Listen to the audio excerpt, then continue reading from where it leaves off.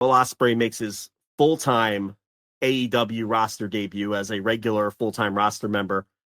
Beats Takeshita clean in a match that just about everybody was going absolutely bonkers for. Just an incredible match. Will Ospreay comes out. He gets an incredible reception from the 17,000 fans. They get a bell pop, which is something more and more rare these days. You don't get a lot of bell pops in pro wrestling. You got one for this match.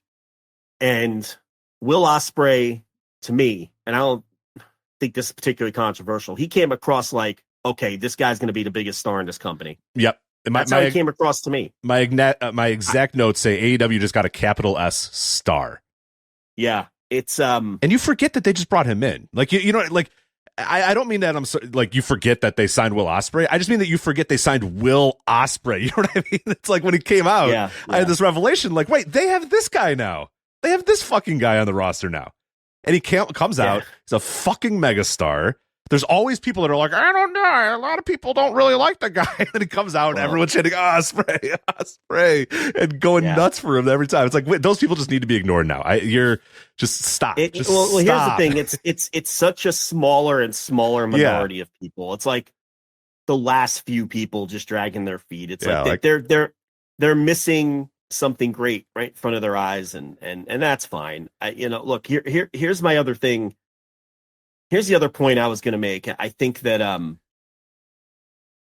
I think now after watching this match tonight and seeing what this guy's done for the last 5 years, now as he embarks on his new career as an American television wrestler, this generation has their Ric Flair. I'm ready to say that. This generation of wrestling fans has their Ric Flair. The difference is, I think he's better than Ric Flair. He's 30 years old, and you could argue that he's already had a better career bell to bell than Ric Flair has. And I don't say that lightly at all. Okay. Tony Khan has signed Ric Flair in 1980.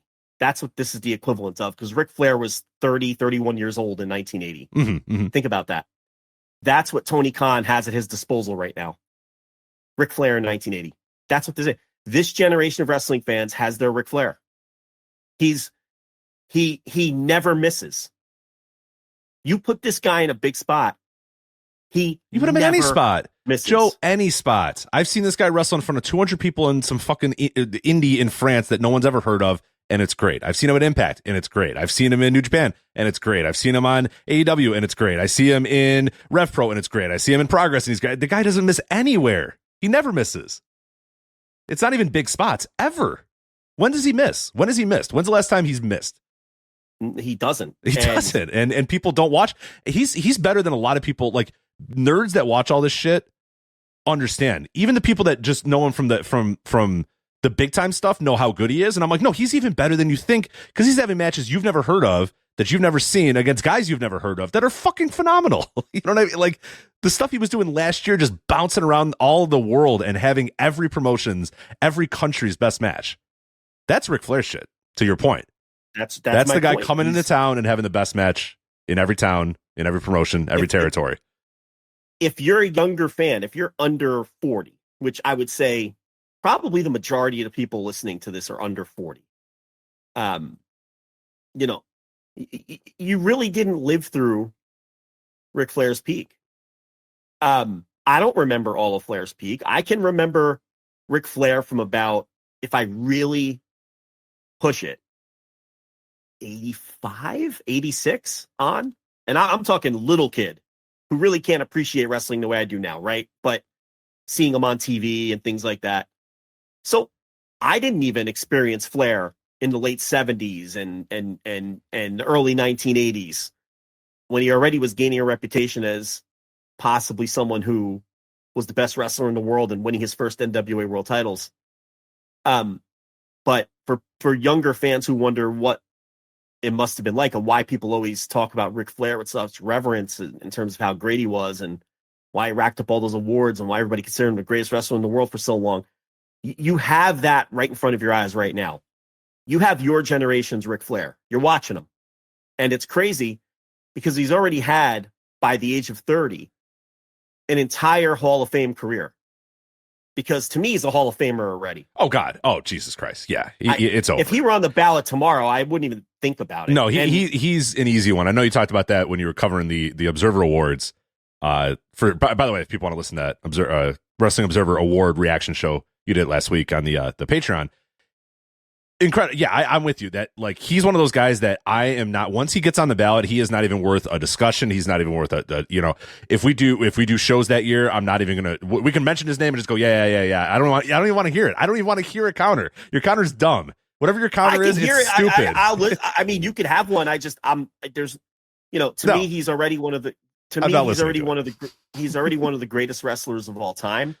He's got the hardware to go with it. I mean, and here's the thing.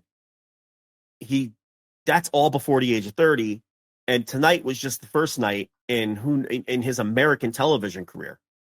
Now, who knows where this is going to go?